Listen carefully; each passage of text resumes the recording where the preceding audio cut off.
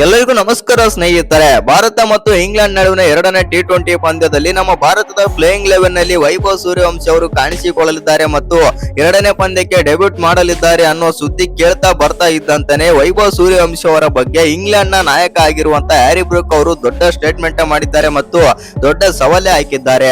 ಹೌದು ಸ್ನೇಹಿತರೆ, Harry Brooke ಕೇಳಿರುವಂತ ಮಾತು ಕೇಳಿದ್ರೆ ನೀವು ಕೂಡ ಬೈಯೋದು ಪಕ್ಕ. ಅಷ್ಟಕ್ಕೂ ಹ್ಯಾರಿ ಬ್ರೂಕ್ ಅವರು ಏನೆಲ್ಲ ಮಾತನಾಡಿದ್ದಾರೆ ವೈಭವ್ ಸೂರ್ಯವಂಶಿ ಅವರ ಬಗ್ಗೆ ಅಂತ ನೋಡೋಣ ಬನ್ನಿ. ಇದು IPL ಅಲ್ಲ, ಇಂಗ್ಲೆಂಡ್ ನಲ್ಲಿ ಆಡುವುದು ಆತನಿಗೆ ಅಷ್ಟು ಸುಲಭವಲ್ಲ. ಇನ್ನು ವೈಭವ್ ಸೂರ್ಯವಂಶಿ ಅವರ ಬಗ್ಗೆ ದೊಡ್ಡ ಸವಾಲೇ ಹಾಕಿದ್ದಾರೆ ಅಂತಾನೆ ಹೇಳ್ಬೋದು ಹ್ಯಾರಿ ಬ್ರೂಕ್ ಅವರು. ಅಷ್ಟಕ್ಕೂ ಏನೆಲ್ಲ ಮಾತನಾಡಿದ್ದಾರೆ ಹ್ಯಾರಿ ಬ್ರೂಕ್ ಅವರು ವೈಭವ್ ಸೂರ್ಯವಂಶಿ ಅವರ ಬಗ್ಗೆ ಅಂತ ತಿಳ್ಕೊಂಬರೋಣ ಬನ್ನಿ. ಅದಕ್ಕಿಂತ ಮುಂಚೆ ನೀವೇನಾದ್ರೂ ಚಾನಲ್ಗೆ ಸಬ್ಸ್ಕ್ರೈಬ್ ಮಾಡ್ಕೊಳ್ಳೋದು ಹಾಗೆ ನೋಡ್ತಿದ್ರೆ ಸಬ್ಸ್ಕ್ರೈಬ್ ಮಾಡ್ಕೊಂಡು ಬೆಲ್ ಐಕನ್ ಅನ್ನ ಆಲ್ ಇಟ್ಕೊಳ್ಳಿ. ಹಾಗೆ ಮರಿದೆ ವಿಡಿಯೋಗೆ ಒಂದು ಲೈಕ್ ಕೊಡೋದನ್ನ ಕೂಡ ಮರಿಬೇಡಿ. ಭಾರತ ಮತ್ತು ಇಂಗ್ಲೆಂಡ್ ನಡುವಿನ ಎರಡನೇ ಟಿ20 ಪಂದ್ಯ ಮ್ಯಾಂಚೆಸ್ಟರ್ ನಲ್ಲಿ ಶನಿವಾರ ನಡೆಯಲಿದ್ದು, ಇಂಗ್ಲೆಂಡ್ ನ ಪ್ರಸ್ತುತ ನಾಯಕ ಮತ್ತು ಇಂಗ್ಲೆಂಡ್ ನ ಸ್ಟಾರ್ ಬ್ಯಾಟ್ಸ್ಮನ್ ಆದಂತ ಹ್ಯಾರಿ ಬ್ರೂಕ್ ಅವರು ಭಾರತದ ಯುವ ಬ್ಯಾಟಿಂಗ್ ಸೆನ್ಸೇಷನ್ ಆದಂತ ವೈಭವ್ ಸೂರ್ಯವಂಶಿ ಅವರ ಬಗ್ಗೆ ಮಹತ್ವದ ಹೇಳಿಕೆ ನೀಡಿದ್ದಾರೆ. 15 ವರ್ಷದ ವೈಭವ್ ಸೂರ್ಯವಂಶಿ ಪ್ರಸ್ತುತ ತಮ್ಮ ಜೀವನದ ಅತ್ಯುತ್ತಮ ಫಾರ್ಮ್ ನಲ್ಲಿ ಇದ್ದಾರೆ. ಆದರೆ ಆತಿಥೇಯ ತಂಡ ಮ್ಯಾಂಚೆಸ್ಟರ್ ನಲ್ಲಿ ನಡೆಯಲಿರುವ ಪಂದ್ಯಕ್ಕಾಗಿ ಯುವ ಆಟಗಾರರನ್ನು ನಿಯಂತ್ರಿಸಲು ಸೂಕ್ತ ತಂತ್ರಗಳು ಮತ್ತು ಯೋಜನೆಗಳು ಹೊಂದಿದೆ ಎಂದು ಇಂಗ್ಲೆಂಡ್ ನ ನಾಯಕ ಆದಂತ ಹ್ಯಾರಿ ಬ್ರೂಕ್ ಅವರಾದ್ರೆ ಹೇಳಿದ್ದಾರೆ. ಇತ್ತೀಚಿನ IPL ಋತುವಿನಲ್ಲಿ ತಮ್ಮ ಅದ್ಭುತ ಪ್ರದರ್ಶನದೊಂದಿಗೆ ಭಾರತೀಯ ಕ್ರಿಕೆಟ್ ನ ಸೂಪರ್ ಸ್ಟಾರ್ ಆಗಿ ಹೊರಹೊಮ್ಮಿರುವ ವೈಭವ್ ಸೂರ್ಯವಂಶಿ ಶನಿವಾರ ತಮ್ಮ ಟಿ20 ಪಾದಾರ್ಪಣೆ ಮಾಡುವ ಎಲ್ಲ ಸಾಧ್ಯತೆಗಳಾದ್ರೆ ಇದೆ ಅನ್ನಲಾಗುತ್ತಾ ಇದೆ. ಇನ್ನು ಚೆಸ್ಟರ್ಲಿ ಸ್ಟ್ರೀಟ್ ನಲ್ಲಿ ನಡೆದ ಸರಣಿಯ ಮೊದಲನೇ ಪಂದ್ಯದಲ್ಲಿ ಮಳೆಯಿಂದಾಗಿ ರದ್ದಾಗಿತ್ತು. ಭಾರತ ಆ ಪಂದ್ಯದಲ್ಲಿ 7 ವಿಕೆಟ್ ಕಳೆದುಕೊಂಡು 189 ರನ್ ಆದ್ರೆ ಗಳಿಸಿತ್ತು. ಪಂದ್ಯ ಫಲಿತಾಂಶ ಬರದೆ ಕೊನೆಗೊಂಡಿತ್ತು ಮತ್ತು 15 ವರ್ಷದ ಆಟಗಾರನ ಬಗ್ಗೆ ಕುತೂಹಲ ಮತ್ತು ಚರ್ಚೆ ಕ್ರಿಕೆಟ್ ವಲಯಗಳಲ್ಲಿ ಬೆಳೆಯುತ್ತಲೇ ಇದೆ. ಇನ್ನು ಪಂದ್ಯದ ಮುನ್ನ ದಿನ ಅಂದ್ರೆ ಪಂದ್ಯ ರದ್ದಾದ ಬಳಿಕ ಸುದ್ದಿಗಾರರೊಂದಿಗೆ ಮಾತನಾಡಿದಂತ ಇಂಗ್ಲೆಂಡ್ ನಾಯಕ ಹ್ಯಾರಿ ಬ್ರೂಕ್ ಅವರು ವೈಭವ್ ಸೂರ್ಯವಂಶಿ ಅವರ ಪ್ರತಿಭೆಯನ್ನಾದ್ರೆ ಶ್ಲಾಘಿಸಿದರು. ಆದರೆ ಇಂಗ್ಲೆಂಡ್ ನಲ್ಲಿ ಪರಿಸ್ಥಿತಿಗಳು ಯುವ ಆಟಗಾರನಿಗೆ ಸಂಪೂರ್ಣವಾಗಿ ವಿಭಿನ್ನ ಮತ್ತು ಸವಾಲಿನದ್ದಾಗಿರಬಹುದು ಎಂದು ಎಚ್ಚರಿಸಿದ್ದಾರೆ. ಇಂಗ್ಲೆಂಡ್ ನಲ್ಲಿ ಪರಿಸ್ಥಿತಿಗಳು ವೈಭವ್ಗೆ ವಿಭಿನ್ನ ಸವಾಲನ್ನು ಒಡ್ಡುತ್ತವೆ ಎಂದು ನಾನು ಭಾವಿಸುತ್ತೇನೆ. ಇಲ್ಲಿನ ಪಿಚ್ಗಳು ಭಾರತಕ್ಕಿಂತ ತುಂಬಾ ವಿಭಿನ್ನವಾಗಿರುತ್ತವೆ ಮತ್ತು ನಿಧಾನವಾಗಿರುತ್ತವೆ. ಬೌಲರ್ ಗಳಿಗಾಗಿ ನಾವು ಖಂಡಿತವಾಗಿಯೂ ಅವರ ವಿರುದ್ಧ ಪ್ಲಾನ್ ಆದ್ರೆ ಸಿದ್ಧಪಡಿಸಿಕೊಂಡಿದ್ದೇವೆ.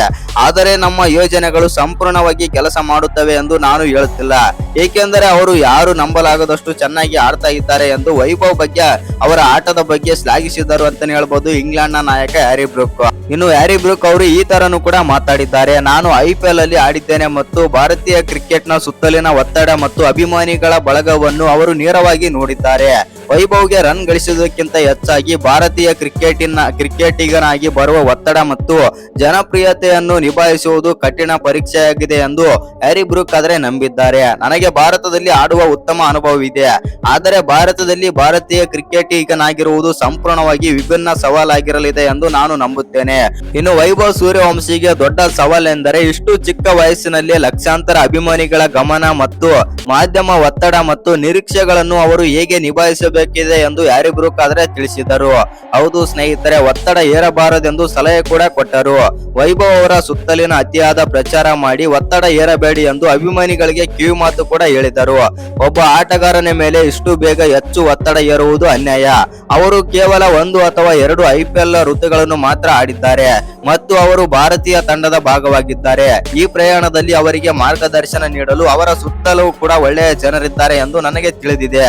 ಆದರೆ ಅವರು ಅಂತಾರಾಷ್ಟ್ರೀಯ ಮಟ್ಟದಲ್ಲಿ ಪಾದಾರ್ಪಣೆ ಮಾಡಿ ಅವರನ್ನು ಆಡುವುದನ್ನು ನೋಡುವವರೆಗೂ ಆಟಗಾರನ ಸಾಮರ್ಥ್ಯವನ್ನು ಅಳೆಯಬಾರದು. ಎಲ್ಲ ಕ್ರಿಕೆಟಿಗರಂತೆ ಅವರ ವೃತ್ತಿ ಜೀವನದಲ್ಲಿ ಏರಿಳಿತಗಳು ಬರಬಹುದು ಎಂದು ತಿಳಿಸಿದರು. ಹೌದು ಸ್ನೇಹಿತರೆ, ವೈಭವ್ ಸೂರ್ಯವಂಶಿ ಅವರ ಬಗ್ಗೆ ಹ್ಯಾರಿ ಬ್ರೂಕ್, ಇಂಗ್ಲೆಂಡ್ ನಾಯಕ ಹ್ಯಾರಿ ಬ್ರೂಕ್ ಅವರು ಈ ರೀತಿ ಮಾತಾಡಿದ್ದಾರೆ. ಇನ್ನು ಸಂಜು ಸ್ಯಾಮ್ಸನ್ ಮತ್ತು ವೈಭವ್ ಸೂರ್ಯವಂಶಿ ಎರಡನೇ ಪಂದ್ಯದಲ್ಲಿ ಯಾರಿಗೆ ಚಾನ್ಸ್? ಗಂಭೀರ್ಗೆ ಮಹತ್ವದ ಸಲಹೆ ಕೊಟ್ಟ ಮಾಜಿ ಕ್ರಿಕೆಟರ್. ಹೌದು ಸ್ನೇಹಿತರೆ, ಅಷ್ಟಕ್ಕೂ ವೈಭವ್ ಸೂರ್ಯವಂಶಿ ಅವರ ಬಗ್ಗೆ ಮಾಜಿ ಕ್ರಿಕೆಟಿಗರು ಏನೆಲ್ಲ ಮಾತನಾಡಿದ್ದಾರೆ ಅಂತ ನೋಡೋಣ ಬನ್ನಿ. ಭಾರತ ಕ್ರಿಕೆಟ್ ತಂಡದಲ್ಲಿ ಸದ್ಯ ಸಂಜು ಸ್ಯಾಮ್ಸನ್ ಮತ್ತು ಯುವ ಆಟಗಾರ ವೈಭವ್ ಸೂರ್ಯವಂಶಿ ನಡುವಿನ ಪ್ಲೇಯಿಂಗ್ 11 ಸ್ಪರ್ಧೆ ಭಾರಿ ಚರ್ಚೆಗೆ ಕಾರಣವಾಗಿದೆ. ಐರ್ಲೆಂಡ್ ಮತ್ತು ಇಂಗ್ಲೆಂಡ್ ವಿರುದ್ಧದ ಟಿ20 ಸರಣಿಗಳಲ್ಲಿ ಸಂಜು ಸ್ಯಾಮ್ಸನ್ ಅವರ ಸತತ ಬ್ಯಾಟಿಂಗ್ ವೈಫಲ್ಯದಿಂದಾಗಿ 15 ವರ್ಷದ ಯುವ ಆಟಗಾರನಿಗೆ ವೈಭವ್ ಸೂರ್ಯವಂಶಿಗೆ ಪಾದಾರ್ಪಣೆ ಮಾಡಲು ಅವಕಾಶ ನೀಡಬೇಕೆಂಬ ಒತ್ತಡ ಕೂಡ ಕೇಳಿ ಬರ್ತಾ ಇದೆ. ಇನ್ನು ಟಿ20 ವಿಶ್ವಕಪ್ ಗೆಲ್ಲಲು ನೆರವಾದ ಆಟಗಾರರನ್ನು ಹೇಗೆ ಕೈ ಬಿಡಬೇಕೆಂದು ಭಾರತ ತಂಡದ ಆಡಳಿತ ಮಂಡಳಿಗೆ ತಿಳಿಯುತ್ತಾ ಇಲ್ಲ. ಇದರಿಂದಾಗಿಯೇ ಸಂಜು ಸ್ಯಾಮ್ಸನ್ ತಮ್ಮ ಸತತ ಕಳಪೆ ಫಾರ್ಮ್ ಹೊರತಾಗಿಯೂ ಆಡುವ 11ರಲ್ಲಿ ಆದ್ರೆ ಉಳಿದಿದ್ದಾರೆ. ಇದರಿಂದಾಗಿ ಐಪಿಎಲ್ ಅಲ್ಲಿ 776 ರನ್ ಗಳಿಸಿರುವ ವೈಭವ್ ಸೂರ್ಯವಂಶಿ ತಮ್ಮ ಸರದಿಗಾಗಿ ಕಾಯುತ್ತಾ ಇದ್ದಾರೆ. ದಿನ ಕಳೆದಂತೆ ಭಾರತೀಯ ಕ್ರಿಕೆಟ್ ನಲ್ಲಿ ಹೊಸ ಪೋಸ್ಟರ್ ಗಳು ಆದ್ರೆ ಹುಟ್ಟಿಕೊಳ್ತಾ ಇವೆ. ವೈಭವ್ ಸೂರ್ಯವಂಶಿ ಸ್ವಚ್ಛಲ ಪ್ರವೇಶದ ಬೇಡಿಕೆ ಸಾಮಾಜಿಕ ಮಾಧ್ಯಮದಲ್ಲಿ ಹೆಚ್ಚಾಗ್ತಾ ಇದೆ. ಇನ್ನು 2026ರ T20 ವಿಶ್ವಕಪ್ ಗೆಲ್ಲುವಲ್ಲಿ ಪ್ರಮುಖ ಪಾತ್ರ ವಹಿಸಿದ್ದ ಮತ್ತು ಹೀರೋ ಆಗಿದ್ದ ಸಂಜು ಸ್ಯಾಮ್ಸನ್ ಅವರು ಐರ್ಲೆಂಡ್ ಮತ್ತು ಇಂಗ್ಲೆಂಡ್ ಪ್ರವಾಸಗಳಲ್ಲಿ ಇದುವರೆಗೆ 5 ರನ್, 0 ರನ್ ಮತ್ತು 1 ರನ್ ಗಳಿಸಿದ್ದಾರೆ. ವೈಭವ್ ಸೂರ್ಯವಂಶಿ ಅವಕಾಶಕ್ಕೆ ಅರ್ಹರಾಗಿದ್ದರೂ ಉತ್ತಮ ಪ್ರದರ್ಶನ ನೀಡುವವರನ್ನು ತಂಡದಿಂದ ಹಠಾತ್ತನೆ ಕೈ ಬಿಡಬಾರದು ಎಂದು ಭಾರತದ ಮಾಜಿ ತಾರೆ ಚೇತೇಶ್ವರ್ ಪೂಜಾರ ಅಭಿಪ್ರಾಯ ಆದ್ರೆ ವ್ಯಕ್ತಪಡಿಸಿದ್ದಾರೆ. ಹೌದು ಸ್ನೇಹಿತರೆ, ಮ್ಯಾನೇಜ್ಮೆಂಟ್ ಸಂಜು ಸ್ಯಾಮ್ಸನ್ ಜೊತೆಗೆ ಇರಬೇಕು ಅಂತ ನನಗನಿಸುತ್ತಾ ಇದೆ. ಅವರ ಮೇಲೆ ಯಾವುದೇ ಒತ್ತಡ ಇರಬಾರದು ಅಂತ ನನಗನಿಸುತ್ತಾ ಇದೆ. ಅವರು T20 ವಿಶ್ವಕಪ್ ನಲ್ಲಿ ತಮ್ಮನ್ನು ತಾವು ಸಾಬೀತುಪಡಿಸಿದ್ದಾರೆ. ಅವರ ಪ್ರತಿಭೆಯನ್ನು ಗಮನಿಸಿದರೆ ಅವರು ಪ್ಲೇಯಿಂಗ್ 11 ನಲ್ಲೇ ಇರಬೇಕು. ಸಂಜು ಸ್ಯಾಮ್ಸನ್ ಅವರನ್ನು ಹೊರಗಿಡುವ ಬಗ್ಗೆ ಚರ್ಚೆ ಬೇಡ. ಅವರು ಒಬ್ಬ ಒಳ್ಳೆಯ ಉತ್ತಮ ಆಟಗಾರ, ದೀರ್ಘಾವಧಿಯ ಅವಕಾಶಕ್ಕಾಗಿ ಅರ್ಹರು ಮತ್ತು ಸಂಜು ಸ್ಯಾಮ್ಸನ್ ಅವರು ಸ್ವಾಭಾವಿಕವಾಗಿ ಬ್ಯಾಟಿಂಗ್ ಮಾಡಬೇಕೇ ಹೊರತು ಅತಿಯಾಗಿ ಯೋಚಿಸುವಂತೆ ಒತ್ತಡ ಏರಬಾರದು ಎಂದಾದ್ರೆ ತಿಳಿಸಿದ್ದಾರೆ. ಹೌದು ಸ್ನೇಹಿತರೆ, ಪೂಜಾರ್ ಅವರು ಇಷ್ಟಕ್ಕೆ ನಿಲ್ಲಿಸಲಿಲ್ಲ. ವೈಭವರನ್ನು ಆಡಿಸಲು ಬಯಸಿದರೆ ಅವರಿಗೂ ಅವಕಾಶ ನೀಡಿ, ಆದರೆ ಅವರಿಗೋಸ್ಕರ ಯಾರನ್ನಾದರೂ ತಂಡದಿಂದಲೇ ಬಿಡಬಾರದು. ಬದಲಾಗಿ ಯಾರಿಗಾದರೂ ವಿಶ್ರಾಂತಿ ನೀಡಿದಾಗ ಅವಕಾಶ ಆದ್ರೆ ನೀಡಿ. ಆದರೆ ನೀವು ಭಾರತದ ಅಗ್ರ 3 ಆಟಗಾರರಲ್ಲಿ ಯಾರನ್ನು ಕೈ ಬಿಡಬಾರದು. ಅದು ಸಂಜು, ಅಭಿಷೇಕ್ ಅಥವಾ ಇಶಾನ್ ಕಿಶನ್ ಆಗಿರಲಿ. ಏನೇ ಇರಲಿ, ವೈಭವ್ ಅವಕಾಶಕ್ಕೆ ಅರ್ಹರು. ಆದರೆ ಅವರು ಖಂಡಿತವಾಗಿಯೂ ಶೀಘ್ರದಲ್ಲೇ ಪಡೆಯಲಿದ್ದಾರೆ ಭಾರತ ತಂಡಕ್ಕೆ ಡೆಬ್ಯೂಟ್ ಅಂತಂದು ಚೇತೇಶ್ವರ್ ಪೂಜಾರ್ ಆದ್ರೆ ಈ ತರ ಹೇಳಿದ್ದಾರೆ. ಶ್ರೇಯಸ್ ಅಯ್ಯರ್ ಅವರು ಟಾಸ್ ಗೆದ್ದ ತಕ್ಷಣ ವೈಭವ್ ಸೂರ್ಯವಂಶಿ ಅವರ ಬಗ್ಗೆನೂ ಕೂಡ ಮಾತಾಡ್ತಾರೆ. ಹೌದು ಸ್ನೇಹಿತರೆ, ಅಷ್ಟಕ್ಕೂ ವೈಭವ್ ಸೂರ್ಯವಂಶಿ ಅವರ ಬಗ್ಗೆ ಏನೆಲ್ಲ ಮಾತಾಡಿದ್ರು ಶ್ರೇಯಸ್ ಅಯ್ಯರ್ ಅಂತಂದ್ರೆ ಈ ರೀತಿ ಆದ್ರೆ ಹೇಳಿದ್ದಾರೆ. ನಾವು ಯಾವುದೇ ಪ್ಲೇಯರ್ ಅನ್ನು ಈಗ ಬಿಟ್ಟುಕೊಡಲು ಸಾಧ್ಯವಿಲ್ಲ ಮತ್ತು ಅವರನ್ನು ಬೆಂಚ್ ಕಾಯಿಸಲು ಸಾಧ್ಯವಿಲ್ಲ ಅಂತಂದು ಶ್ರೇಯಸ್ ಅಯ್ಯರ್ ಅವರು ಒಂದು ಮಾತಾದ್ರೆ ಹೇಳ್ತಾರೆ ಅಂತಾನೆ ಹೇಳ್ಬಹುದು. ಹೌದು ಸ್ನೇಹಿತರೆ, ತಂಡದಲ್ಲಿ ಆಡುತ್ತಿರುವ ಪ್ರತಿಯೊಬ್ಬ ಆಟಗಾರನು ಪ್ರದರ್ಶನ ನೀಡಿದ್ದಾನೆ. ಇಲ್ಲಿ ಕೇವಲ ಒಬ್ಬರೇ ಆಡುತ್ತಿಲ್ಲ. ನಾವು ಆಟಗಾರರಲ್ಲಿ ಭದ್ರತೆಯ ಭಾವನೆ ಮೂಡಿಸಬೇಕು ಮತ್ತು ಅದೇ ಸಮಯದಲ್ಲಿ ಅವರಿಗೆ ಬೆಂಬಲ ಕೂಡ ನೀಡಬೇಕು. ಇದರಿಂದ ಅವರು ಆತ್ಮವಿಶ್ವಾಸವನ್ನು ಗಳಿಸಬಹುದು. ಕಳೆದ ವಿಶ್ವಕಪ್ ಗೆಲ್ಲಿಸಿಕೊಟ್ಟ ಆಟಗಾರರಿಗೆ ಈ ಫಾರ್ಮ್ಯಾಟ್ ಅಲ್ಲಿ ಹೇಗೆ ಆಡಬೇಕೆಂಬುದು ಸ್ಪಷ್ಟನೆಯಾಗಿ ಕಲ್ಪನೆ ಆದ್ರೆ ಇದೆ. ಅವರು T20 ಕ್ರಿಕೆಟ್ ನ ಮುಖ್ಯ ಆಧಾರ ಸ್ತಂಭಗಳಾಗಿದ್ದಾರೆ. ಹಾಗಾಗಿ ನೀವು ಅವರಿಗೆ ಬೆಂಬಲ ನೀಡುವ ಸಾಧ್ಯತೆ ಇದೆ ಎಂದು ಶ್ರೇಯಸ್ ಅಯ್ಯರ್ ಆದ್ರೆ ಹೇಳ್ತಾರೆ. ಇನ್ನು ಒಟ್ನಲ್ಲಿ ಶ್ರೇಯಸ್ ಅಯ್ಯರ್ ಅವರ ಈ ಮಾತು ಕೇಳಿದಂತ ನಮ್ಮ ಭಾರತದ ಅಭಿಮಾನಿಗಳು ಮತ್ತು ವೈಭವ್ ಸೂರ್ಯವಂಶಿ ಅವರ ಅಭಿಮಾನಿಗಳು ಈ ರೀತಿ ಆದ್ರೆ ಅಂದ್ಕೊಳ್ತಾ ಇದ್ದಾರೆ. ವೈಭವ್ ಸೂರ್ಯವಂಶಿ ಅವರಿಗೆ ಮುಂದಿನ ಬರುವಂತ ದಿನಗಳಲ್ಲಿ ಚಾನ್ಸ್ ಸಿಗುತ್ತಾ ಇಲ್ವಾ ಅನ್ನೋ ಕುತೂಹಲ ಕೂಡ ಹೆಚ್ಚಾಗಿದೆ ಅಂತ ಅಭಿಮಾನಿಗಳೇ ಹೇಳ್ತಾ ಇದ್ದಾರೆ ಅಂತಾನೆ ಹೇಳ್ಬಹುದು.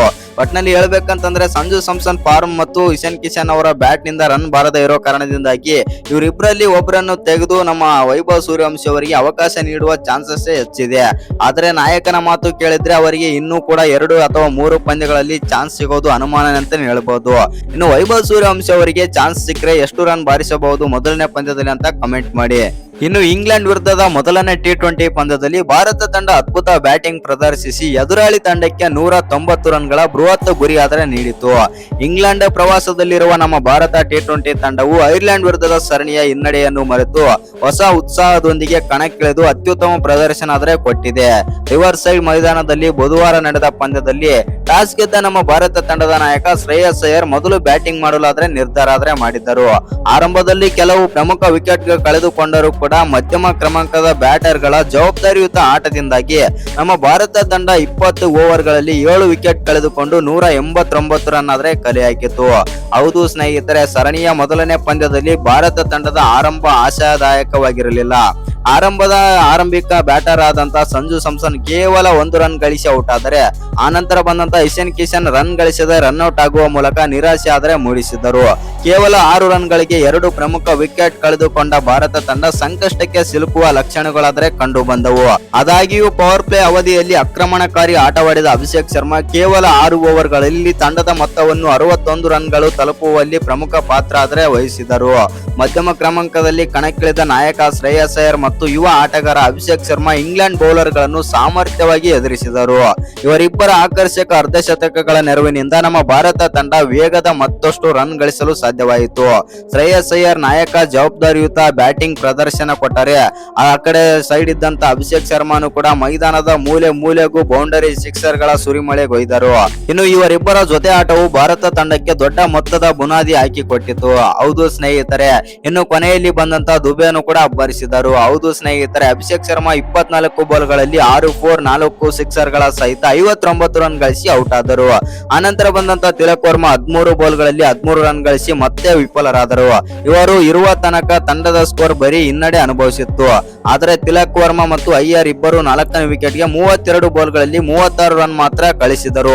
ಆನಂತರ ದುಬೆ ಮತ್ತು ಶ್ರೇಯಸ್ ಅಯ್ಯರ್ ಬ್ಯಾಟಿಂಗ್ ಅಂತೂ ಅಮೋಘವಾಗಿತ್ತು. ಈ ಜೋಡಿ 5ನೇ ವಿಕೆಟ್ ಜೊತೆ ಆಟದಲ್ಲಿ 25 ಬಾಲ್ಗಳಲ್ಲಿ 41 ರನ್ ಆದರೆ ಗಳಿಸಿದರು.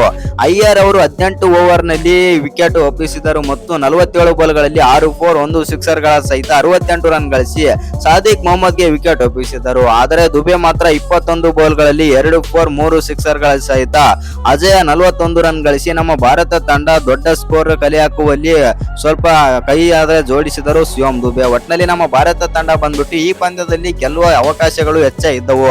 ಇನ್ನು ಮುಂದಿನ ಪಂದ್ಯಕ್ಕಾಗಿ ಸಂಜು ಸ್ಯಾಮ್ಸನ್ ಬದಲಿಗೆ ವೈಭವ್ ಸೂರ್ಯವಂಶಿಗೆ ಅವಕಾಶ ಸಿಗುತ್ತಾ ಅಂತ ನೋಡೋಣ.